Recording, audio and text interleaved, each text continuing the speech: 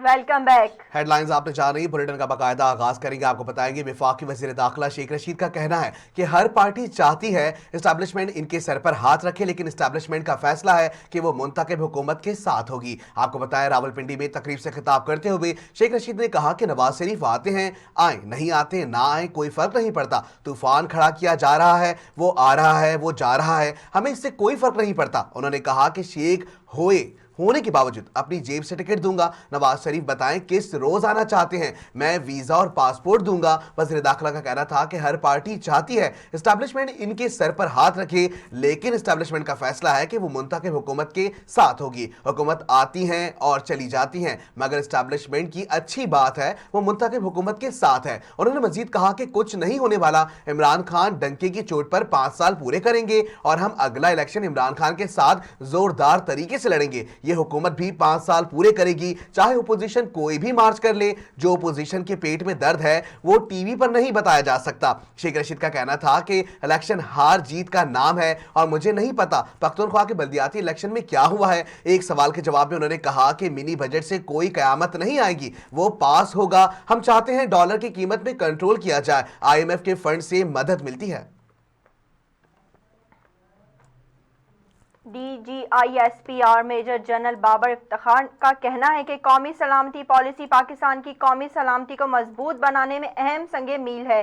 आपको बताएं, ट्विटर पर जारी बयान में DIGSPR ने कहा, मुसल्लह अफवाज पॉलिसी में दिए गए वर्जन के असूल में अपना किरदार अदा करेगी। तर्जुमान पाक फौज का कहना था कि जामे फ्रेमवर्क कौमी सलामती के मुख्तलिफ अजर के दरमियान बैनुल वबूद को उजागर करता है। ये हुकूमत की कोशिश को उभारते हुए आलमी सूरत हाल के लिए ज़रूरी है।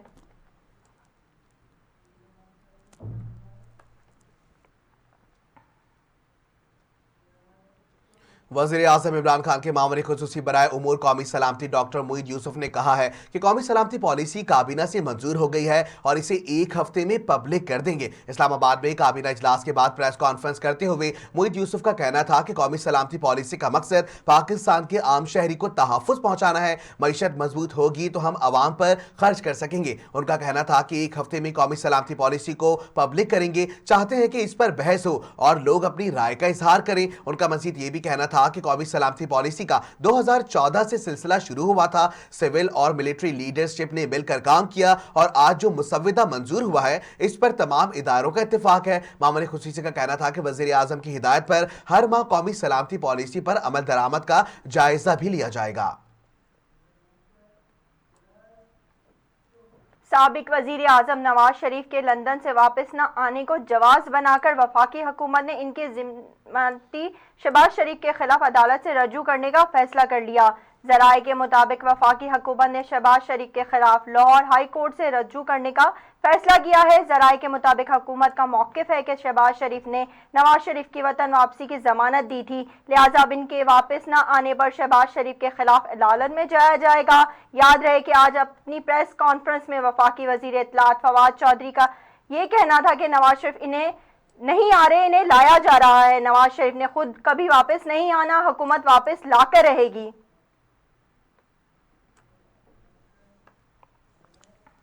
अब आपको इसी हवाले से बताएं कि मुस्लिम लीग नून के सीनियर रहनुमा राना सनाउल्लाह ने कहा है, अगर हुकूमतें मुलाकातें कर रही हैं तो हम भी किसी से किसी तरह मिल सकते हैं। मुस्लिम लीग नून के सीनियर रहनुमा राना सनाउल्लाह ने कहा कि सियासी तौर पर मिनी बजट की भरपूर मुखालफत करेंगे। अगर हुकूमत मुलाकातें कर रही हैं तो हम भी किसी न किसी से मिल रहे हैं। उन्होंने कहा कि अपनी नंबर पूरे और हुकूमत के नंबर कम करने की कोशिश करेंगे। पाकिस्तान की आवाम और मुस्लिम लीग नून के वफादार रहनुमा हमारे साथ हैं। उन्होंने कहा कि मुस्लिम लीग नून ही पाकिस्तान में वोट लेने वाली अक्सरियत जमात है।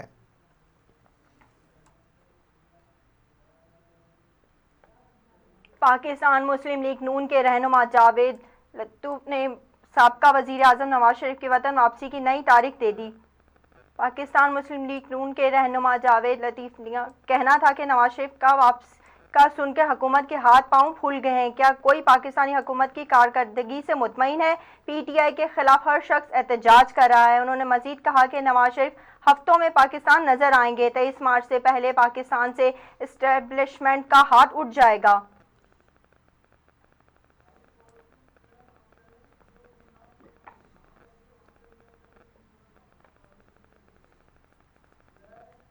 बिजली की कीमत में एक बार फिर इजाफे का इम्कान। सीपीपीए ने बिजली की फी यूनिट कीमत में 4 रुपए 33 पैसे इजाफा करने की दरखास्त दे दी। आपको बताएं, सीपीपीए ने नवंबर के लिए बिजली की फी यूनिट कीमत में 4 रुपए 33 पैसे इजाफे की दरखास्त दी। बिजली की कीमत बढ़ाने की दरखास्त फ्यूल प्राइस एडजस्टमेंट की मद में की गई, जिसकी दरखास्त की समाअत नेपरा फैसला करेगी। दरखास्त मंजूर होने की सूरत में सारिफीन पर 40 अरब रुपए से जायद का बोझ पड़ेगा। सीपीपीए के मुताबिक नवंबर में 8 अरब 24 करोड़ यूनिट बिजली पैदा हुई। बिजली की पैदावारी लागत 66 अरब 52 करोड़ रुपए रही। नवंबर में पानी से 33.21% बिजली और कोयले से 16.26% बिजली पैदा की गई। फर्नेस ऑयल में 1.71%, जबकि मकाबी गैस से 12.89% बिजली पैदा की गई। दरामदी एलएनजी से 14.25% बिजली पैदा की गई। जौहरी ईंधन से 17.51% बिजली पैदा हुई। महकमा सेहत खैबर पख्तूनख्वा ने जिगर की पेवंदकारी की सहूलत पर सेहत कार्ड में शामिल करने का फैसला कर लिया। प्रोजेक्ट डायरेक्टर सेहत कार्ड डॉक्टर रियाज अनवाली का कहना है कि रवां साल सूबे के अस्पतालों में सेहत प्लस कार्ड से 3,13,000 मरीजों का मुफ्त इलाज किया गया, जिनमें दिल की सर्जरी, गुर्दों की डायलिसिस और दीगर बीमारियों के मरीज मुस्तफीद हुए। और सेहत प्लस कार्ड की मद में मरीजों पर 8 अरब रुपए खर्च किए गए। महकमा सेहत खैबर पख्तूनख्वा के मुताबिक सूबे में आइंदा साल जनवरी से जिगर की पेवंदकारी की सेहत कार्ड प्लस में शामिल कर ली जाएगी और 1 साल के दौरान जिगर की पेवंदकारी के 100 मरीजों का इलाज किया जाएगा। जिगर की पेवंदकारी पर एक मरीज पर 51 लाख रुपए खर्च होंगे। अब आपको बताएंगे ओमिक्रॉन के हवाले से कि ओमिक्रॉन केसेस की वजह से पाकिस्तान में फरवरी में आलमी वबा की 5वीं लहर का खदशा जाहिर किया जा रहा है। आपको बताएं, पाकिस्तान में कोरोना की जनूबी अफ्रीकी किस्म ओमिक्रॉन के 75 केसेस सामने आने पर माहिरीन सेहत ने कोरोना वबा की 5वीं लहर के खदशात जाहिर किए हैं। वजारत सेहत के हुकाम के मुताबिक उनका कहना था कि ओमिक्रॉन के केसेस जिस तेजी से सामने आ रहे हैं, इससे जाहिर होता है कि अगले 2 हफ्ते में मुल्क भर से ओमिक्रॉन के केसेस रिपोर्ट होने लगेंगे। तिब्बी माहिरीन के मुताबिक अगले बरस फरवरी के वस्त में कोरोना के 3 से 4 हजार नए केसेस यौमिया सामने आ सकते हैं। हुकाम ने वाज़ेह किया है कि वैक्सीन लगवाने वाले ओमिक्रॉन के बाइस शदीद बीमारी से महफूज रह सकते हैं।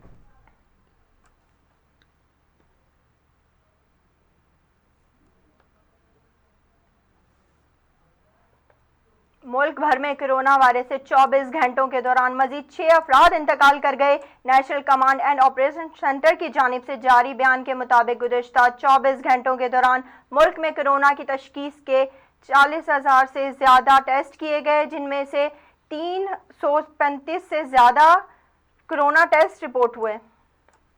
जबकि आपको बताएं, 24 घंटों के दौरान इस वबा से मजीद 6 अफराद की जिंदगियों को निगल लिया है। कोरोना से मुस्बत केसेस की शरह 8.0% है। इसके अलावा कोरोना के शिकार 648 मरीजों की हालत तशवीशनाक बताई जा रही है।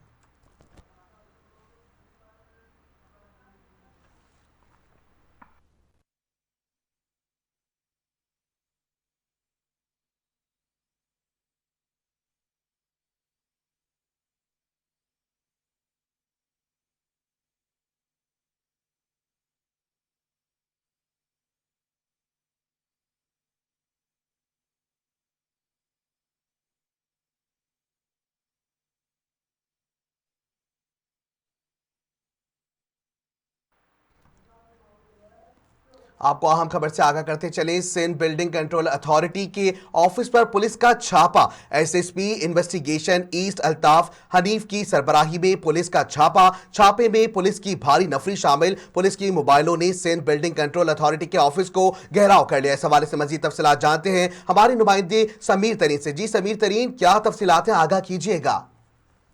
शुक्रिया। आपको बताता चलूं, कराची सुप्रीम कोर्ट ने जो कल समाअत की थी, जिसमें जो नस्ला टावर में मुलव्विस किरदार थे, जो कि जिस उस टाइम पे मौजूद डायरेक्टर, डिप्टी डायरेक्टर और बिल्डिंग अफसर और तमाम वो इदारे जिन्होंने लसला टावर को एनओसी दी थी, अब उनके खिलाफ जो है वो बाकायदा एफआईआर दर्ज कर दी गई है फैसलाबाद थाने में।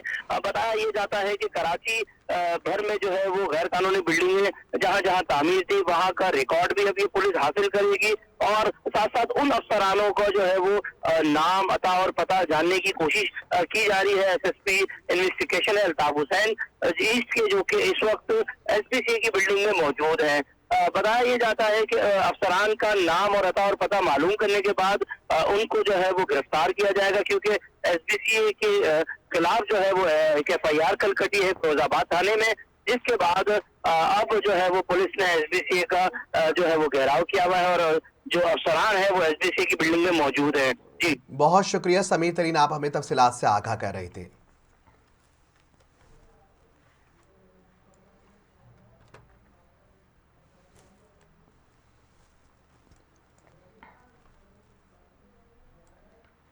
अब आपको बताएं, खैरपुर में शाह अब्दुल लतीफ यूनिवर्सिटी की बस से तालबा को मुबैना तौर पर अगवा करने की कोशिश करने वाले मरकजी मुलजिम को गिरफ्तार कर लिया गया। आपको बताएं, एसएसपी खैरपुर के मुताबिक मरकजी मुलजिम सफदर वसा को गिरफ्तारी कर लिया गया है और मुलजिम को रिमांड के लिए आज सिविल अदालत में पेश किया जाएगा। पुलिस के मुताबिक मुतासरा लड़की की मुद्दत में 16 अफराद के खिलाफ मुकदमा दर्ज किया गया है और सफदर वसा पर बस में लड़ाई और तशद्दुद के 2 मुकदमात भी दर्ज किए गए हैं, जबकि गुज़िश्ता रोज सिंध हाई कोर्ट ने मुलजिम को गिरफ्तार करने का हुक्म जारी कर दिया था।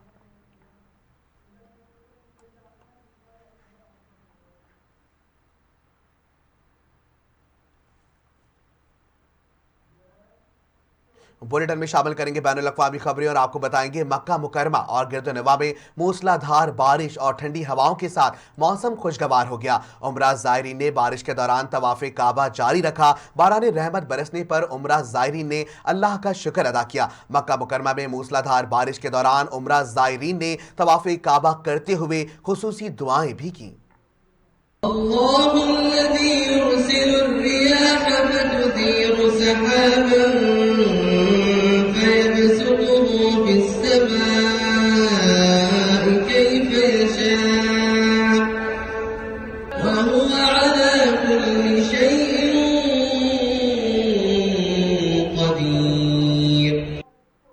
ऑस्ट्रेलिया में लेबॉर्ट्री की गलती से कोरोना के 886 मरीजों को सेहतमंद करार दे दिया गया। गैर मुल्की मीडिया के मुताबिक ऑस्ट्रेलिया के शहर सिडनी में एक लेबॉर्ट्री के 886 कोरोना के मरीजों के गलत टेस्ट रिपोर्ट जारी कर दी गई हैं। इन्हें कोरोना से महफूज करार दे दिया गया। लेबॉर्ट्री के मुंतज़मीन के मुताबिक क्रिसमस पर गैर मामूली तादाद में कोरोना की टेस्टिंग और डाटा प्रोसेसिंग में गलती की वजह से कोरोना मरीजों की गलत रिपोर्ट जारी हुई। कोरोना से मुतासर अफराद ने गलत रिपोर्ट्स पर लेबॉर्ट्री को तनकीद का निशाना बनाते हुए कहा कि लैब की गलत रिपोर्ट्स की वजह से इनके प्यारों को भी खतरात लाहक हो सकते हैं। कुछ रोज कबल इस लैब में 400 ऐसी रिपोर्ट जारी की गई थी जिनमें सेहतमंद अफराद को कोरोना का मरीज बताया गया था। लैब ने इस गलती पर माफी मांग ली थी। लैब का कहना था कि काम के गैर मामूली दबाव की वजह से कोरोना के टेस्ट के निजाम और ऑटोमेटिक मैनुअल पर मुंतकिल किया जा रहा है।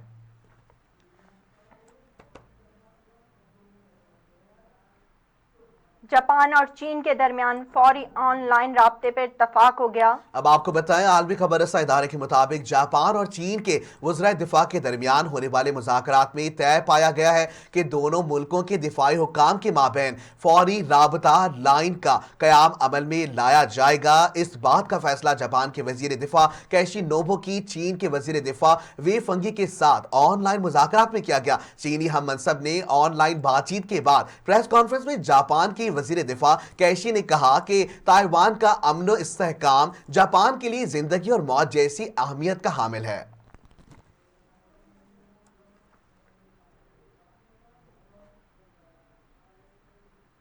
बुलेटिन में शामिल करेंगे इलाकाई खबरें और आपको बताएंगे कि अंबर के अली खान महल्ला बासी जाहिद मीरानी और औरत हैबी गुलाम हैदर जुल्फिकार मुसीब अहमद का डिस्ट्रिक्ट प्रेस क्लब के सामने एहतजाजी मुजाहिरा। मुजाहिरीन ने मीडिया को बताया कि हम कंबर के अली खान महल्ला में हाजी मीर की झुग में रहते हैं। आज अचानक जवाबदारों परवेज अब्दुल रसूल शेख मोहम्मद अली शेख ने घर में घुसकर डंडों से हमला करके घर से बाहर निकाल दिया। उन्होंने एसएसपी कंबर से मुतालबा किया कि मुलव्विस जवाबदारों पर मुकदमा दर्ज करके उनको गिरफ्तार किया जाए।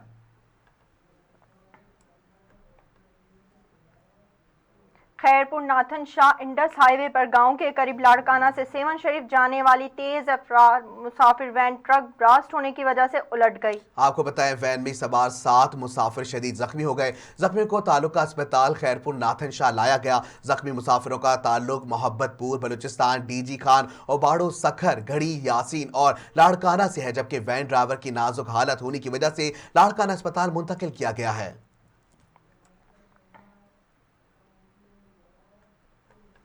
शाह अब्दुल लतीफ यूनिवर्सिटी की तालबा को हरासा और बदतमीज करने वाले मामले में पुलिस ने सुरखाना मुलजिम को गिरफ्तार कर लिया। आपको बताएं, शाह अब्दुल लतीफ यूनिवर्सिटी की पॉइंट बस में तलबा को हरासा और बदतमीजी करने वाले सरगना मुलजिम सफदर वसा को रानीपुर पुलिस ने गांव अलियाबाद वसान में चढ़ाई करके गिरफ्तार कर लिया। मुलजिम सफदर वसा ने कुछ दिन कबल तालबा खुशबू भट्टी के साथ असले के जोर पर बदतमीजी की थी और हरासा करता रहता था। मुलजिम ने यूनिवर्सिटी के दूसरे तलबा को भी हरासा करना शुरू किया और बदतमीजी भी की, जबकि इस वाकये का हाई कोर्ट ने भी आज खुद नोटिस लिया था और DIG Sukkur, SSP Khairpur, deputy commissioner Khairpur और रजिस्ट्रार शाह अब्दुल लतीफ यूनिवर्सिटी को तलब किया था।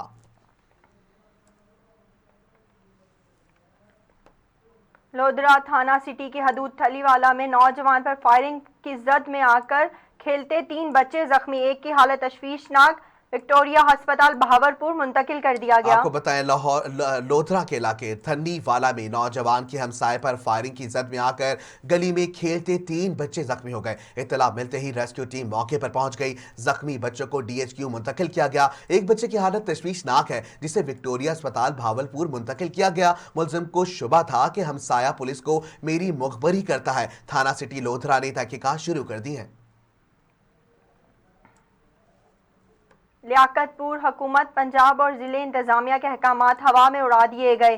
ज़राअत ऑफिसर अपनी सरपरस्ती में ब्लैक पर खाद फरोख्त करने लगा, गरीब किसान शदीद परेशान। आपको बताएं, लियाकतपुर में तरंडा मोहम्मद पना शहर में खाद का बहरान पैदा हुआ तो खाद माफिया के साथ साथ ज़राअत ऑफिसरान की भी चांदी हो गई। मुमताज नामी ज़राअत ऑफिसर अपनी सरपरस्ती में खाद ब्लैक पर फरोख्त करने लगा। अपने मनपसंद वडेरे और जागीरदारों को फी काश्तकार 15 से 20 बोरी देने लगा, जबकि छोटे किसान सारा दिन लाइन लग कर ख्वार होने लगे। गरीब किसानों ने डीसी रहीम यार खान और कमिश्नर भावलपुर से मुमताज नामी करप्ट ज़राअत ऑफिसर को फौरी नौकरी से बर्खास्त करके इसके खिलाफ कार्रवाई का मुतालबा किया है।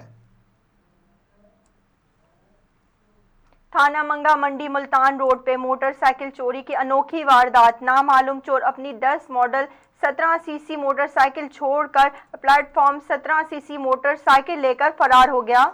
आपको फिर बताएं कि थाना मंडी वाला में मांगा मंडी की हुदूद में चोरी की एक अनोखी वारदात सामने आई है। नामालूम चोर मांगा मंडी मुल्तान रोड पर अपनी मोटरसाइकिल छोड़कर न्यू अप्लाइड फॉर 70 मोटरसाइकिल लेकर फरार हो गया। वारदात की जो सीसीटीवी फुटेज है वो फैज न्यूज ने हासिल कर ली। फुटेज में साफ देखा जा सकता है कि चोर अपनी मोटरसाइकिल छोड़कर ऑफिस के बाहर खड़ी नई नवेली मोटरसाइकिल लेकर फरार हो गया। मुतासरा शहरी की मदद के लिए 15 पर पुलिस को कॉल करने पर इत्तला मिलने पर पुलिस मौके पर पहुंची और पुलिस ने मौके पर पहुंचकर चोर की मोटरसाइकिल अपने कब्जे में लेकर तहकीकात शुरू कर दी। पुलिस जराये के मुताबिक चोर की छोड़ी हुई मोटरसाइकिल भी मशकूक लग रही है।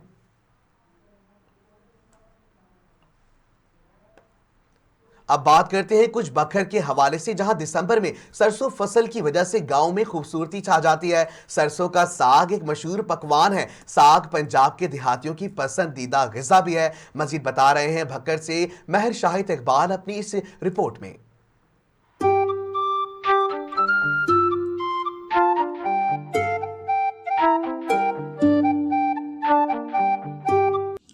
बखर की सरखेज ज़मीनें जहां दूसरी फसलों के लिए मौजू हैं, वहीं सरसों की फसल के लिए भी अपनी मिसाल आप हैं, जिसका शुमार तेलदार अज्जा में होता है। रवां साल बखर की बेशतर ज़मीनों पर सरसों की फसल काश्त की गई है। से तेल तो हासिल करते हैं, लेकिन इसके साथ साथ जानवरों का चारा और खाल भी हासिल करते हैं और ये किसानों के लिए बहुत ही मुफीद फसल है।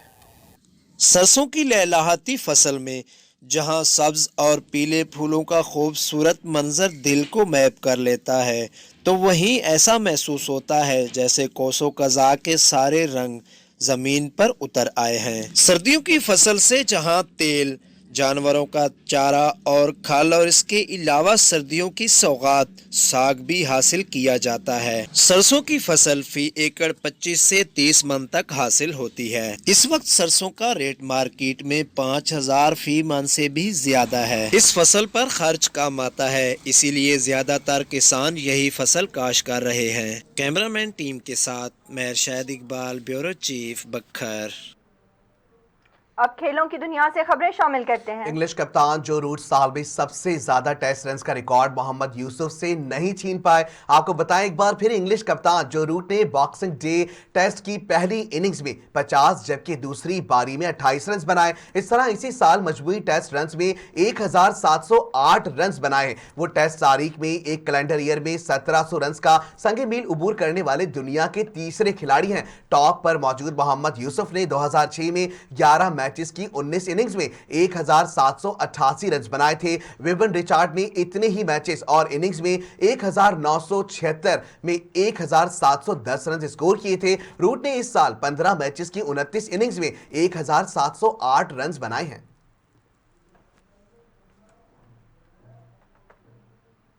आईसीसी विमेंस वर्ल्ड 2022 के लिए पाकिस्तान की मुमकिन 36 खिलाड़ियों का ऐलान कर दिया गया है। आपको बताएं, आईसीसी विमेंस वर्ल्ड कप 2022 के लिए बेटी की विलादत के बाद मैदान में वापसी का फैसला करने वाली सीनियर बीटर बिस्मा मारूफ भी इनमें शामिल है। मुमकिन खिलाड़ी 10 से 19 जनवरी तक नेशनल स्टेडियम के Hanif Mohammad high performance centre में शेड्यूल 7 मैचेस पर मुश्तमिल सैफरीकी सीरीज में शरीक होंगी। 36 खिलाड़ियों को 2 टीमों में तकसीम किया जाएगा। तीसरी मकामी बॉयज टीम होगी। वर्ल्ड कप 2022 के लिए पाकिस्तान वुमेन्स क्रिकेट टीम का ऐलान 25 जनवरी को होगा।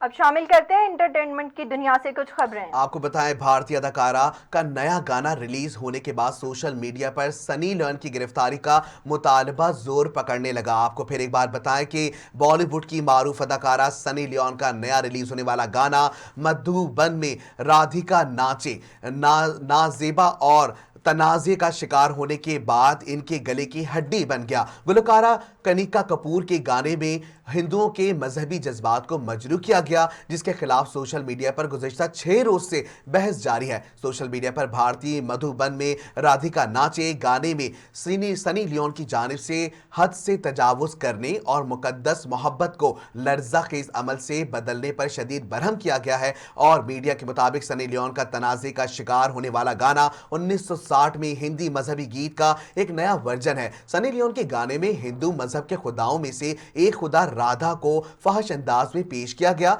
जिस पर हिंदू मजहब के मानने वाले शदीद गुस्से में मुब्तला हैं।